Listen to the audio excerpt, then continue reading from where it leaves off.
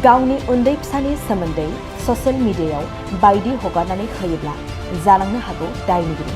बे बाथ्राखौ मिथिहोदों आसाम पुलिसा।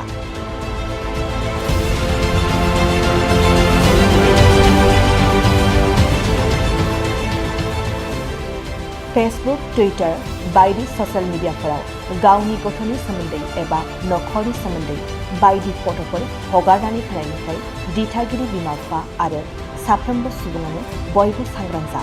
हगारोब्ला गिदिर दायनिगिरि हिसाबै गनायजानो हागौ। आसाम पुलिसा बे बाथ्राखौ रोखायै मिथिहोनाय जादों।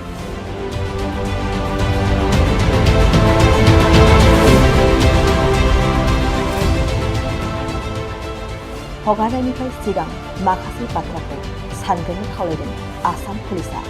मा बाथ्राखौ सानग्रोनो खावलायदों नोंथांमोना मिथिदोंना? ससियेल मिडियायाव गावनि नखरनि मानसिनि फट' एबा गावनि उन्दै फिसानि फट'जों लोगोसे बबेबा फरायसालियाव फरायो बेनि सोमोन्दै जेबो हगारनो मोननाय नङा होननानै मिथिहोदों।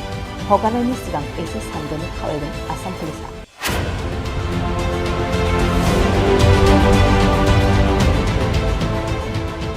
गावनि उन्दै फिसानि सोमोन्दै ससियेल मिडियायाव बायदि हगारनानै होयोब्ला जालांनो हागौ दायनिगिरि। बे बाथ्राखौ मिथिहोदों आसाम पुलिसा।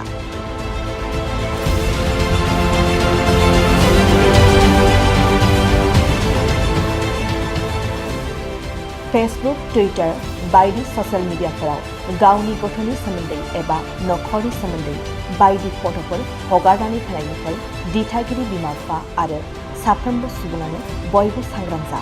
हगारोब्ला गिदिर दायनिगिरि हिसाबै गनायजानो हागौ। आसाम पुलिसा बे बाथ्राखौ रोखायै मिथिहोनाय जादों।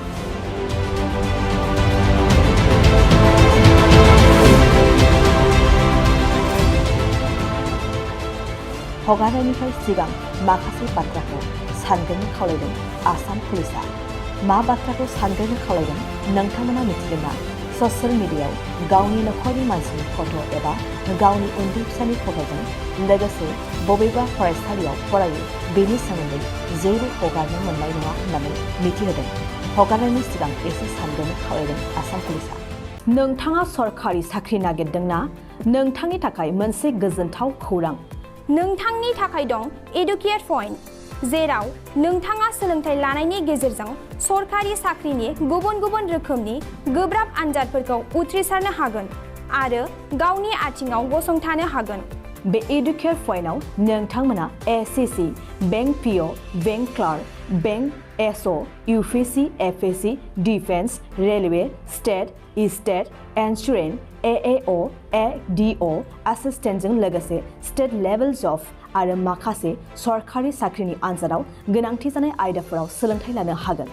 मख'नो गोनांदि बे सोलोंसालियाव साख्रिनिल' नङा, बेयाव MBA आरो सैनिक स्कुल बायदियाव एडमिशननि थाखाय एन्ट्रेन्स होनो थाखायबो सोलोंथाइ लानो हागोन।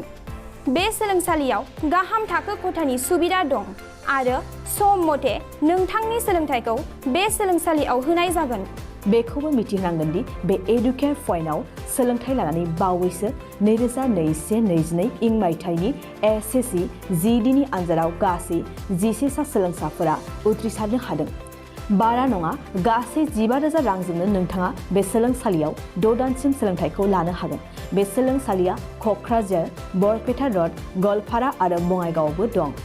क'क्राझाराव सोलोंथाइ लानो गोसो गुदुं जानाय सुबुंफोरा 700-226-133 9101-536360 700-226-133 9101536360